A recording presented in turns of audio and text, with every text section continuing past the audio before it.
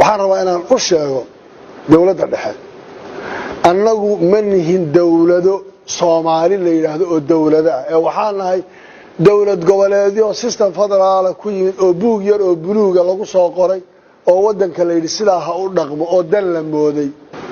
anagii duruuftan haysa waxay naga dhigtay mid inaan gacmaha iyagu xidhan yihiin oo dawladii dhexe wax ka suuqayna dawladda dhexana kaliya waxa naga soo gaara sarkaal la soo diray wax burburinaya xildhibaan la qaado intii diyaar lagu qoran leeyahay kaale oo doorashaad galaysaa lacag lagu bixinayo wasaaradda intii hawlahoodii la xannibo leeyahay kana la yeelaya dawladda dhexe ma burbur bay u samaysan tahay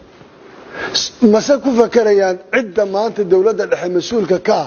la shaka inay bari ka tagayaan iyadoo nooca tahay marka wadanku inaan dib ugu celino ma aha wax shalay ka soo laakiin waxa maanta South West baydhabo ka taagan oo kale wax la aqbali kara ma doorasho ka dhacaysa 17 waxaanu go'aansanay Puntland 18 sano iyo dhisanta 20 sano intaasoo doorasho ka dhacday ma dawladda waxa u dhigteed gareynaysa hal mar mayna baaqan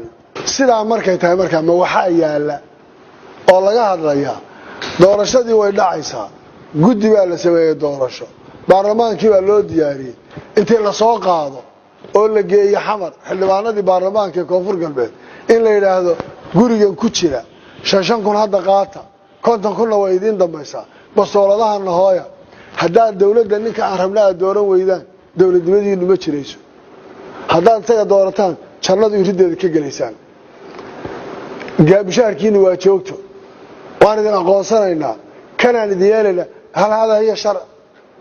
waa waxaan sharci xisitoona ku jiray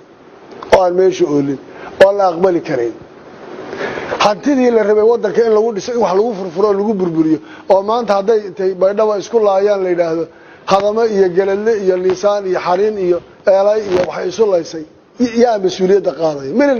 yaa qaaday mas'uuliyadda man bari ka tagay yaa qaaday mise reer baydhabo ay u taala galmudug inta laag bay nagu qaadatay xibin iyo xeeb galmudug dawladda gobolada dhexe waa 3 state baa ku magacaawnahay waxa la yiri intii la soo qaaday barta xibin iyo xeeb baa la isu keenay cadaadada la keenay hadaa galmudug hal raadiyo dawlad gobol kuwii maxay gobolada dhexe ee Rasuulna wal Jamaa ya Allah ya ummati ilaahay oo kol naga dhameey baa lagu dhameeyay markay maanta heshiiyeen la isu wada la isu tanaasulay wali xaaf tanaasul 100% uu geeyay oo xaaladda ay degtay noocaan noqotay in maanta jawaabtu ay noqoto maxaad u heshiiseen maxaa loo heshiiyay war cadaadada qolay tago waxaad ridaan hebel yaala kan yaala waa dhibaato wali reer mudug marka la isku diro xataa xaaladoodu ma istaag waxa la yiraahdaa reer mudug maamaha inta uu adag beelay 20 jir nin mudug ku gaaray ilaahay ceeb sama asturu baalay inuu fulay yahay inuu bukhayl yahay inuu deeqsi yahay inuu gees yahay way cadahay maxaa keenaya bay'ada uu ku nool yahay ninka maanta waa ma ku nool fulay iyo gees iyo deeqsi midna laga ma rabo waxaan oran lahaa dawladda federaalka hoggaankeedu haduuna ilaahay ka cabsanaynin xagarta taariikhdu waxa ay ku keenayso